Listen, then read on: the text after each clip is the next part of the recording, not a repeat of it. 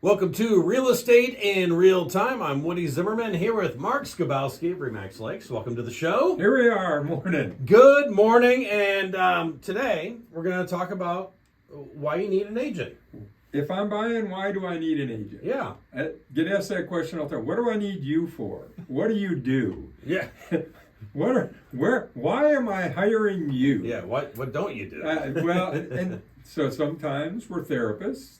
Right. Sometimes we're counselors. Mm-hmm. Sometimes Roger's giving us the holding hands. Yes. Yes. Sometimes we're holding hands. Sometimes we're talking you off the ledge, which is part of the therapist part of it. Right. But, and it's interesting. NAR came out and they're doing kind of a publicity campaign.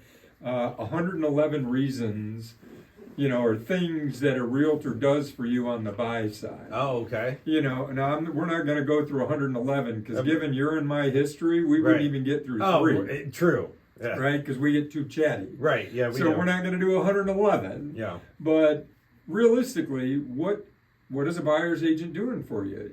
Besides just getting around and opening the door to show you a house. Because quite honestly, that I've had that comment made to me before. Yeah. Well, all you do is open the door to get me in.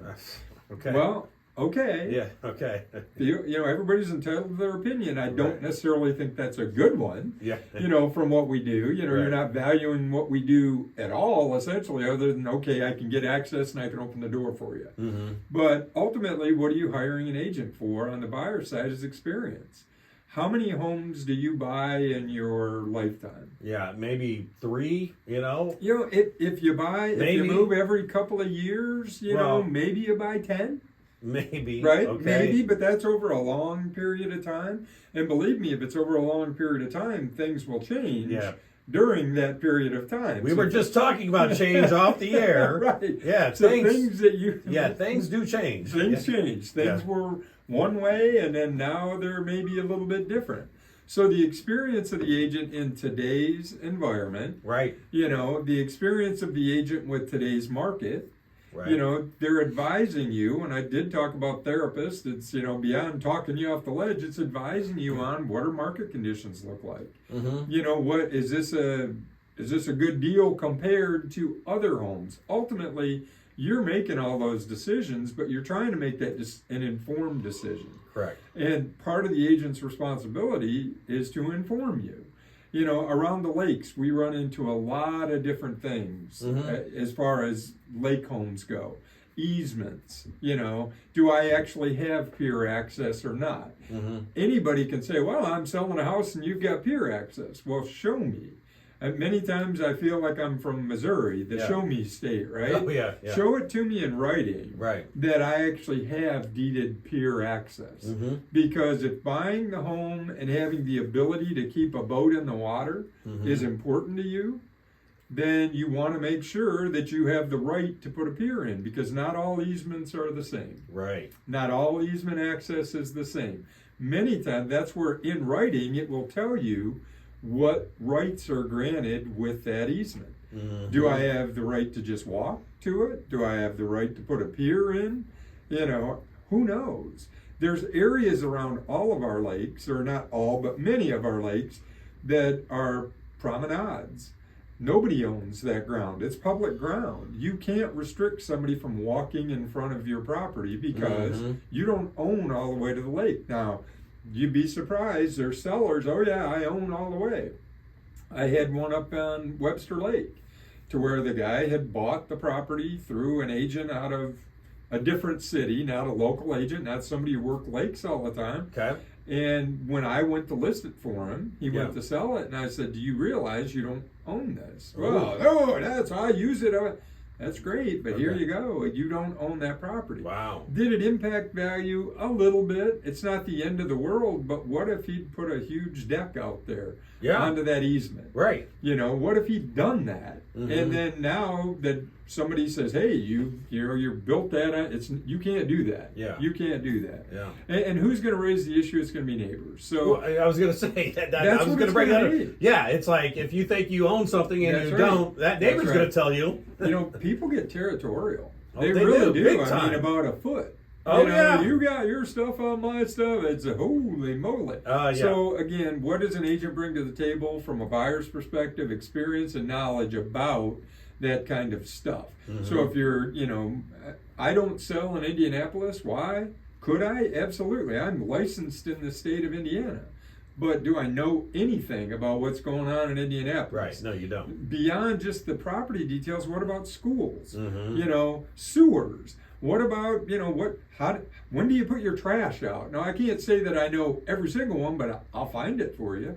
I'm thinking of things for you as a buyer to where we can make the process seamless. Right. So that experience and knowledge is, in my opinion, is probably the biggest reason that you're hiring an agent. Yeah, that is huge. Experience and knowledge. We do it more than once every 10 years, once every 5 years. It's your wheelhouse. It's what we do. That's where you're living 40, 50, 60 hours a week. Yeah, exactly. It's what we do for a living, and our job is to represent you fairly in that transaction. So, and after the break, we can talk about beyond experience and knowledge, some other things. Some others on that big list. All right. Yeah, of 111. Yeah, you're listening to Real Estate in Real Time. We'll be right back. And you're listening to Real Estate in Real Time. I'm Woody Zimmerman here with Mark Skabowski of Remax Lakes, and we're talking about, if you're buying, why you need an agent. And the first one was a biggie. It's a doozy. It was a whole half a show. Oh yeah, it was right, exactly. And that is experience, because that's what you do 40, 50, 60 hours a week. And people like me, how many times do you buy a house? Maybe, I don't know, 3, 4, 5 times in your lifetime. Yeah. Somewhere in there, whatever. everybody's different, but it's the experience. That's a big one. The experience, knowledge, and can we convey that information to you? Are we, okay, we opened the door, we got you in the house, now we leave you alone. Or we got you under contract and we leave you alone. Speaking of contract, what goes along with that contract? Negotiation. Oh, yeah. Are we good negotiators in the United States? That's a big one. As a society? As a society. Oh, I don't think so. No. I don't think, there are cultures to where that's inherent. It's just part of it. Everybody negotiates for everything. Yeah, no, not right? Not here. No. Not in the States. I mean, typically we don't. I mean, I can't say that I dislike negotiation. I actually enjoy some of the challenge with it. Yeah. But part of it comes from I guess your own personality. To me, a win is getting it put together. For others, a win is I got to beat somebody into the ground and grind them into the ground. Right. So when you're negotiating a contract, especially on something big like this with a house, it's funny, we see all types. We see all types. And, again, that's part of what agents are good at, I believe, is the ability to kind of read what's the other side of the transaction doing. Yeah. So as we've talked about before, you had the days where Grandpa says, well, you offer 10% off or 15% off and you're good to go. That was the standard. We always offer low. Yeah. They'll come down or they won't. So the first step in negotiation is putting together an offer. If your objective is we want to win this, we want to get the house, do you want to throw something dumb to irritate the seller? Yeah, no. And in today's market, that's where, going back to the experience and knowledge and market experience, is if you don't get it accepted, there's probably people in line that will come in and get accepted. Right. So my age-old, put your best offer out there first. In today's market, that's kind of where you need to be. Now, 5 years ago, I wouldn't have been saying the same thing. Hey, let's negotiate. Yeah. Today, if something's been on the market for 4 months, yeah, maybe there's some negotiation room. Maybe there's not. Right. You don't know till you try. But again, an agent's going to advise you on that negotiation. The contract. Advising you on the contract and keeping you in compliance with the contract. There are steps, there are pieces in a purchase agreement that if you miss them, technically the contract could be void. And if the seller wants to walk, they can walk. Well, and a lot of that stuff is like written in legalese, so it's kind of like, well, what does that mean? What does that mean? Although I have to say our contracts are pretty clear. I mean, they're pretty plain English. However, I've had people question, well, why does it say it that way? Right. Because they've tried to convey that to where it doesn't take, there's not a lot of heretofores, the stuff that you see standard legal language. They're pretty straightforward, but we know it. You don't necessarily But know. okay, but there are things like, okay, there's a TV mounted on the wall. Well, Yeah. it's connected to the wall. Okay, well, does the TV come with the house, or Right. does the mount come with that? You know, Correct. Or do they take everything? You That- know, I and- mean, that's just. Should it's- I leave the house clean? You know, we see Okay. that. Should I leave those 40 gallons of paint in the shed? Oh man, that yeah. Because we've painted through the years. You know, I've experienced all of those Oh, things. yeah. No, you're supposed to leave the house broom clean, remove all air quotes, Mm-hmm. all of your personal belongings, and don't just leave trash. But Mm-hmm. you'd be surprised. You know, people leave junk. yeah. So, from an agent's perspective, now we're having that discussion. I mean, I've been doing a pre-closing walkthrough. On my way to the closing, I'm on the phone with the listing agent. Hey, did you know? Blah, blah, blah, blah, blah. Now, you know, Yeah. technically, once that buyer closes, it's their problem. No, I don't let that happen for my buyers. If it's Yeah. going to happen, we're going to get it resolved. We're Yeah. going to have that discussion. It's a hard discussion to have. Right. But, so not only the contract, but enforcement of that contract. Yeah. Coordinating with the other agent. You're coordinating a lot of details related to that contract along the way. Mm-hmm. And probably the biggest, at least to most buyers, is pricing. Mm-hmm. We're going to advise you on negotiation on the pricing side. Yeah. Like I said, if it's on the market one day, Mm-hmm. it's unlikely they're going to take 10% off of the list price Mhm. because they just slept. Mhm.